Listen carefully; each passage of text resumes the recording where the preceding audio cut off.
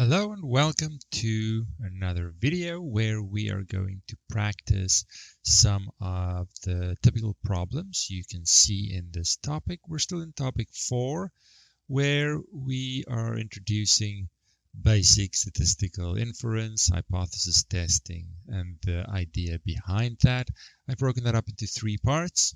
This is the third part, and the B indicates that part A was our lecture, that's done. B is where we just walk through a problem from start to finish.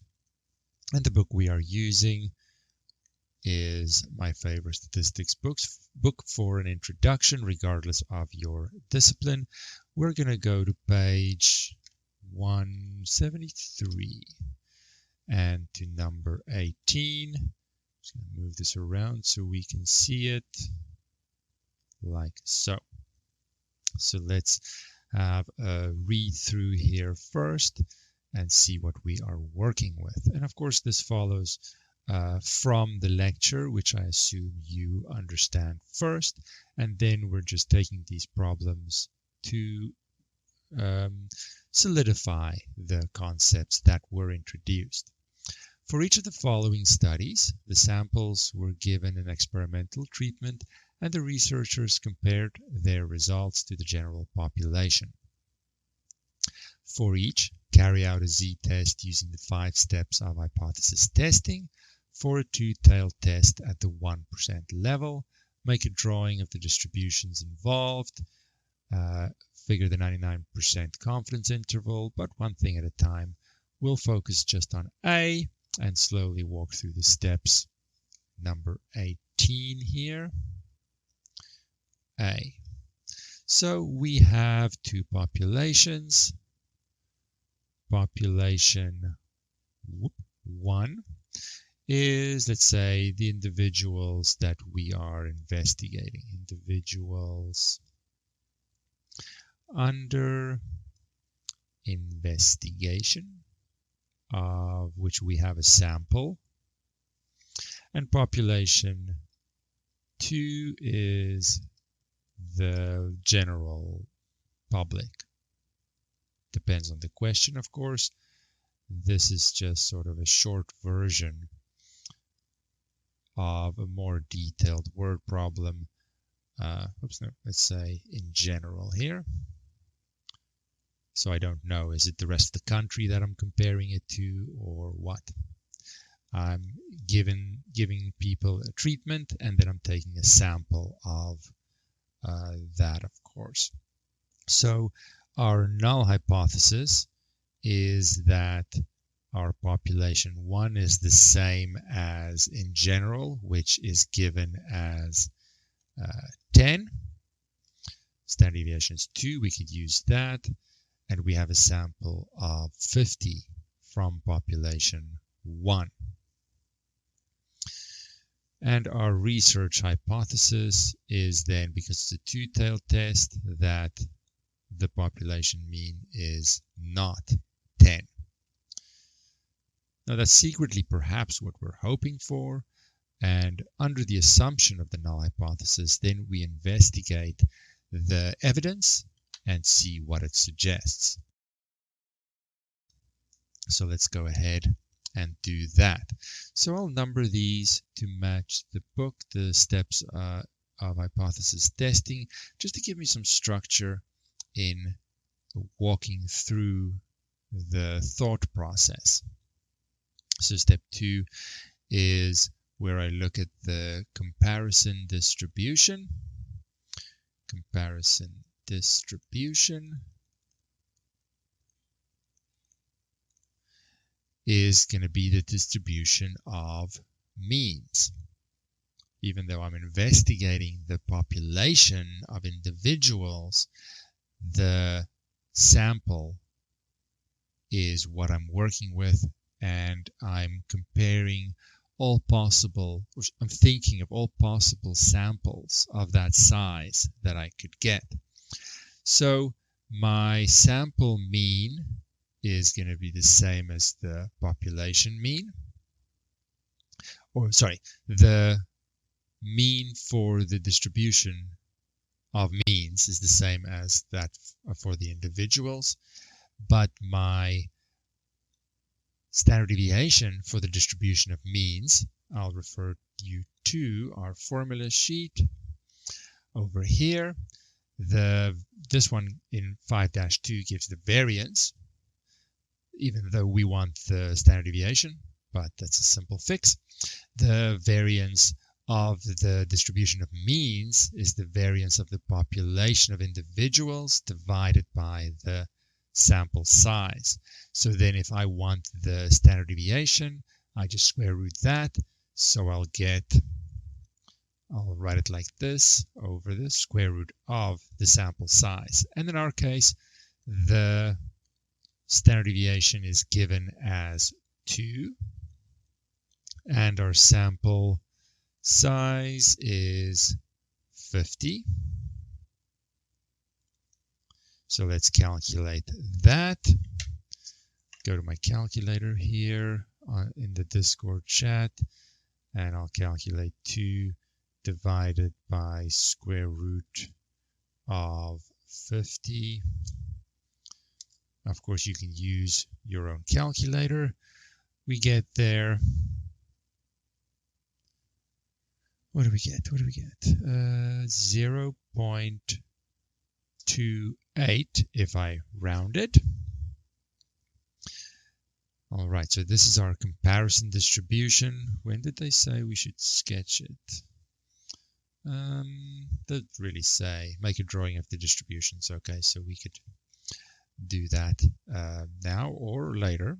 Why not squeeze it in here? All right, so my comparison distribution, I'll do it over here. I have space over here. Why not? Let's put it over there. It's centered at the same mean under the null hypothesis, which will be here at 10 or a 0 z-score, whichever one you want to write down. Little thinner, faster drop down because my variance is much smaller in the distribution of means versus the distribution of the individual scores. So now I want to know what is my cutoff score using, what did they say, alpha of 1%, I believe. 1%, z-test, 5%, two-tailed test, 1%. Okay. Two-tailed test, you can see that here as well. Alpha is 1%, decimal is, of course, 0.01. I'll remind myself here that it is a two-tailed test, but it fits with the setup of the hypotheses. So that means if I visualize that over here on my comparison distribution, I'm going to have my z cutoff plus or minus z cutoff. Let's write a minus and a plus like that. So that 1% combined in the tail. So this will be 0.5%. 0.5%. Decimal equivalent will be half of this.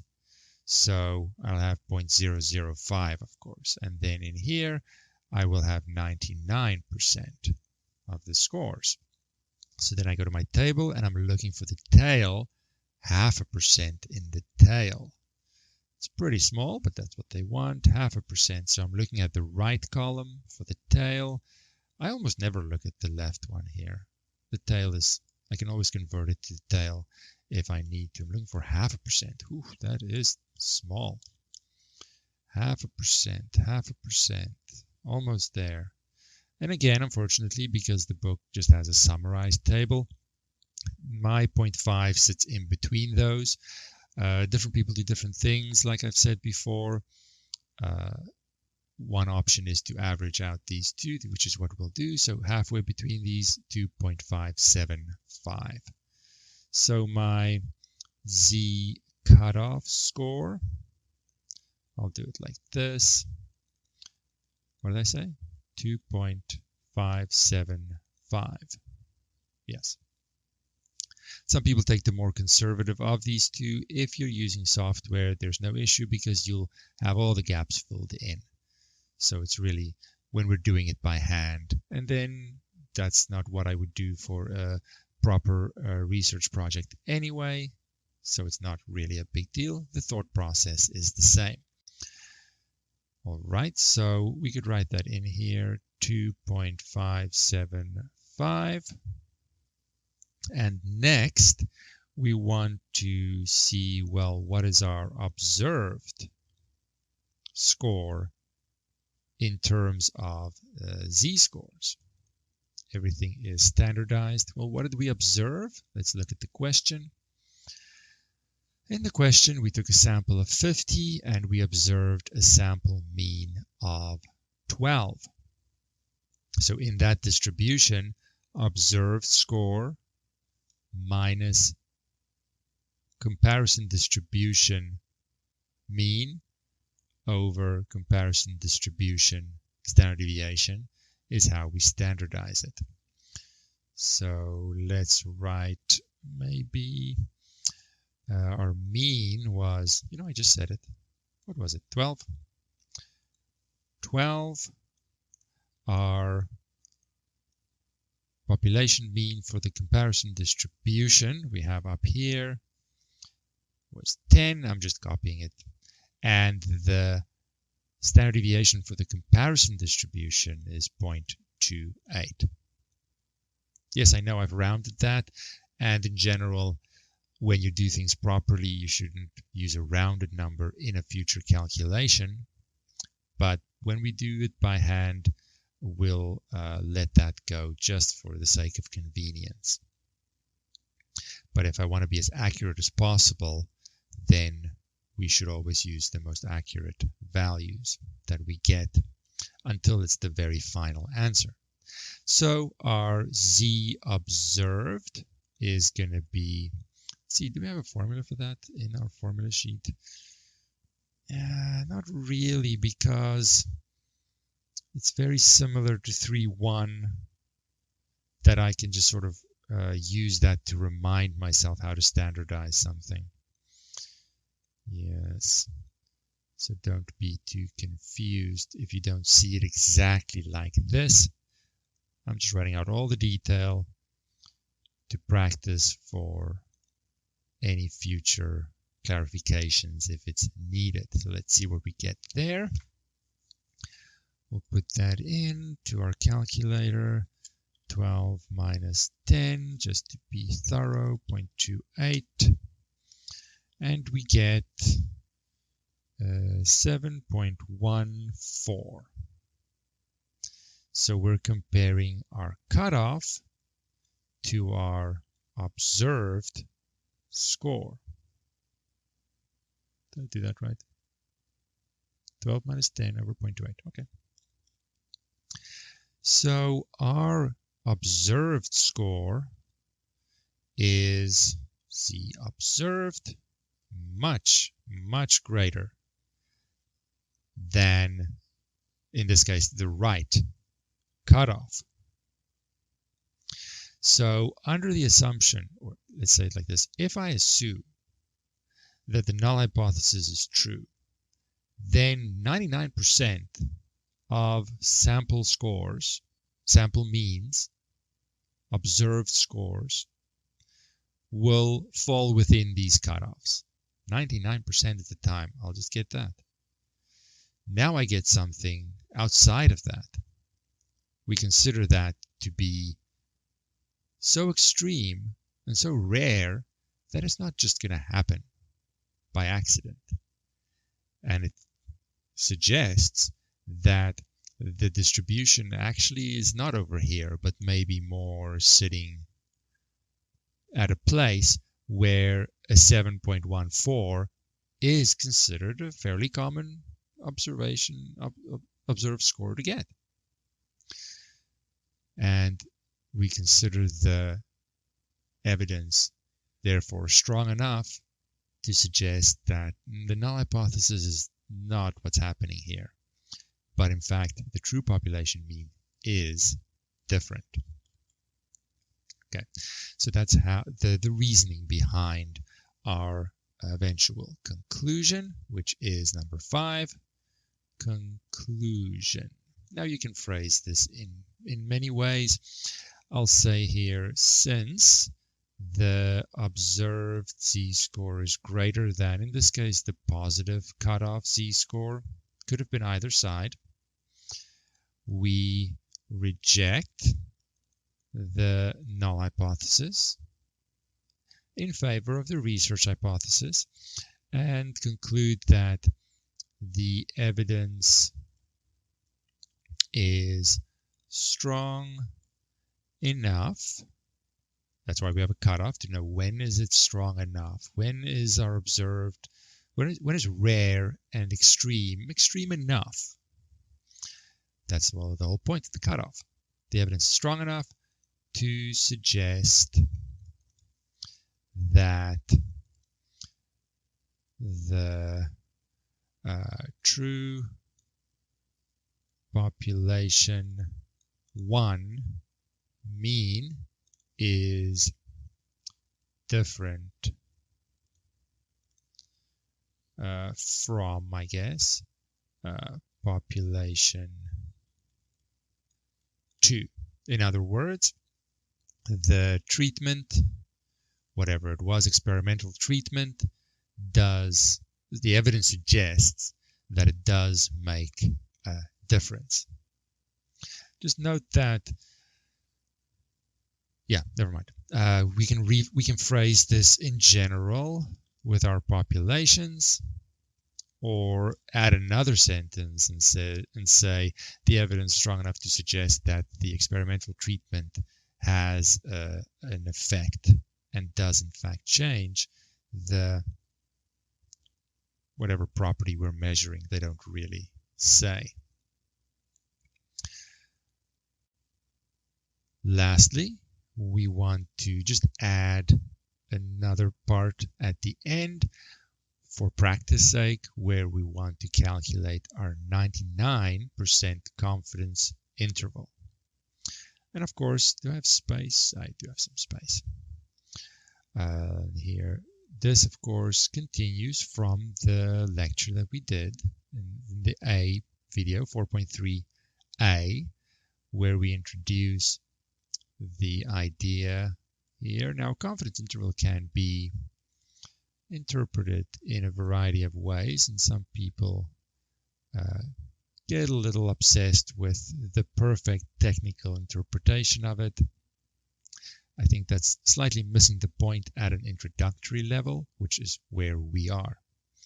So remember that we've now concluded that the evidence suggests that the mean is somewhere else.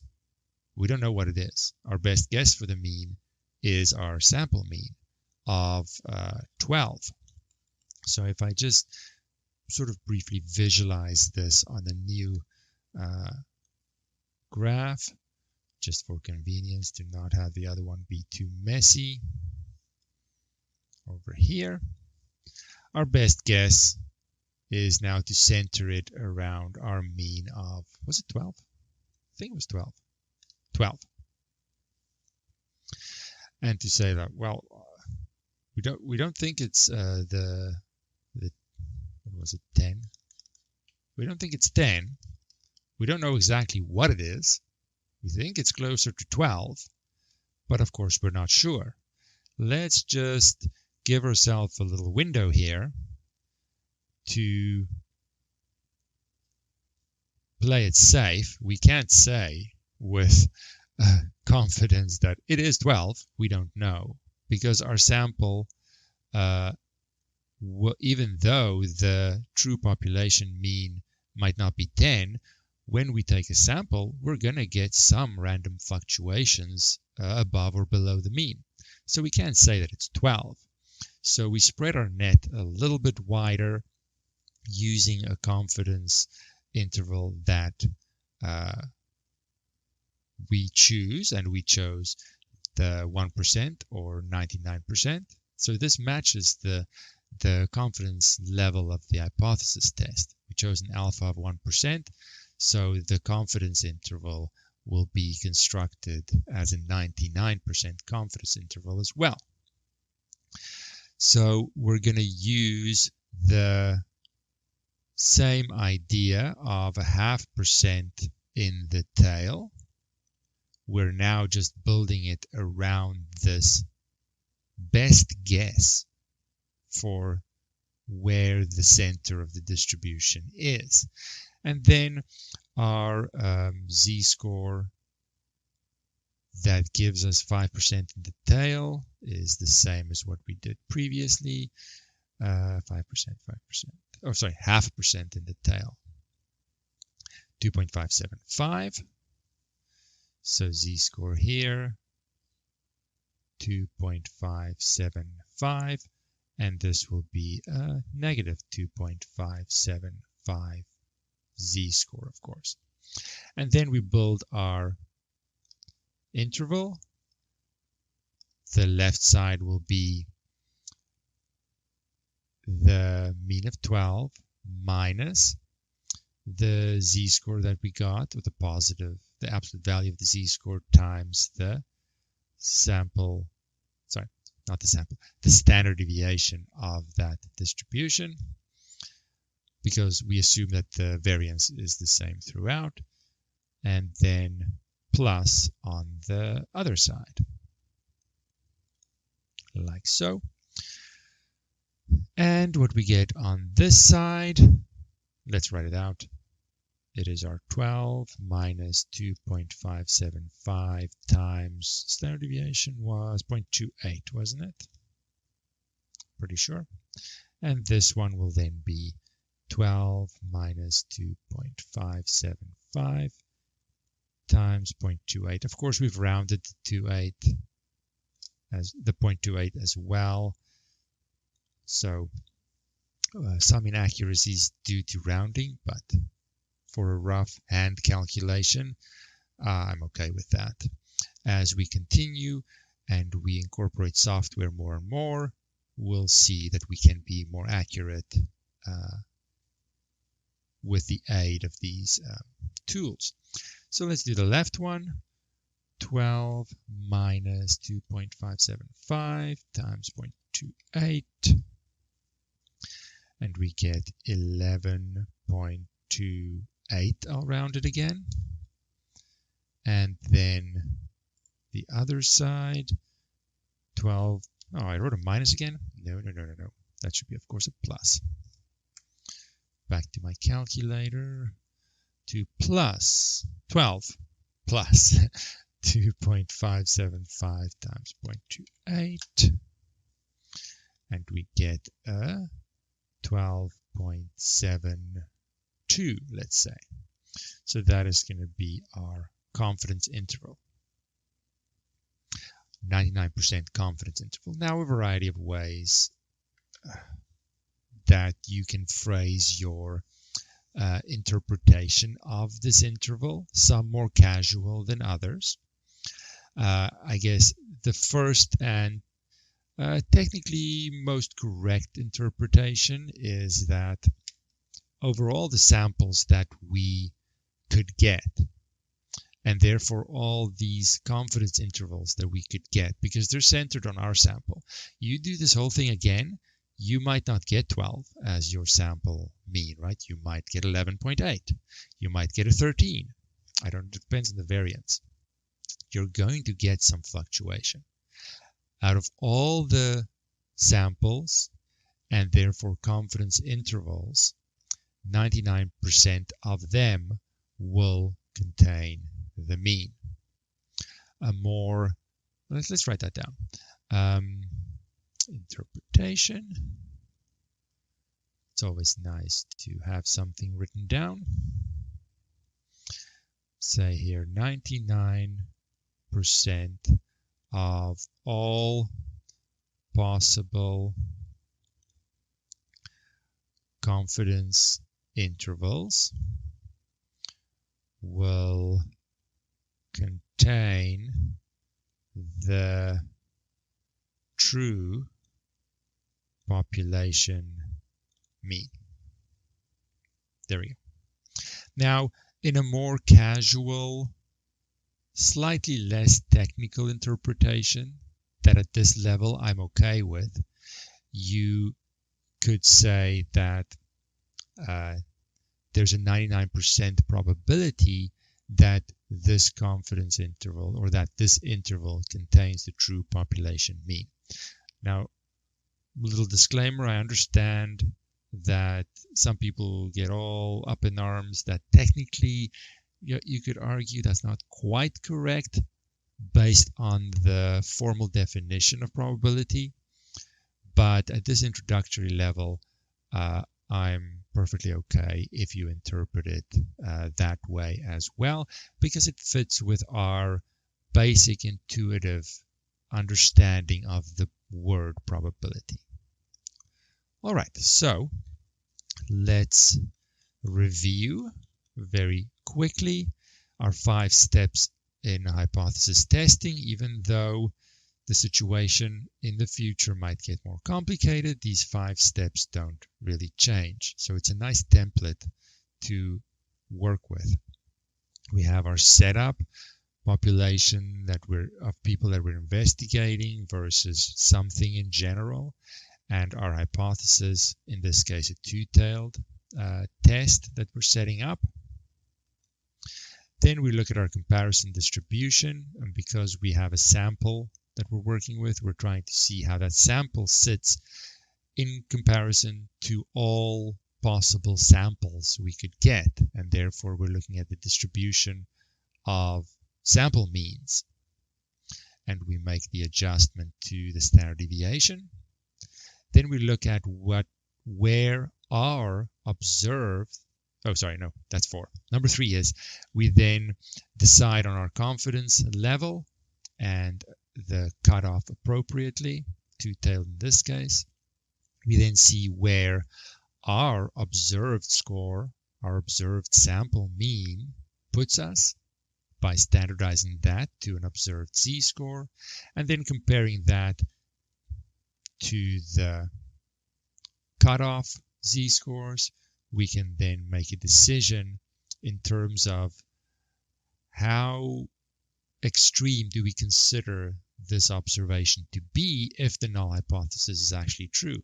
If it's very extreme, it's very unlikely that we would just randomly get this. If the null hypothesis is true, it suggests that the null hypothesis is actually not true and the distribution is actually positioned not at the 10 we assumed. Then an alternative approach, we then say that alternative approach, which essentially does the same as hypothesis testing, your conclusions will match because you're using the same confidence level, is to construct an interval around our observed sample mean in an attempt to quote-unquote capture the true population mean, in an attempt to have an interval. We don't know exactly where it is, but within normal fluctuations, we're trying to get an interval where it should sit somewhere in there. It could be right next to 12.72. Could be right in the middle. We don't know for sure. The interval is sort of a way of hedging our bets that we can't say exactly what it is. We could just say it's somewhere in this range with a certain degree of confidence. All right. Hopefully that gives you a better understanding of all of this. This was the last the last part of topic 4, where we did an example by hand. We'll follow that up by doing another example, but with the aid and convenience of a spreadsheet, and then we'll move on to the next topic. All right, until next time.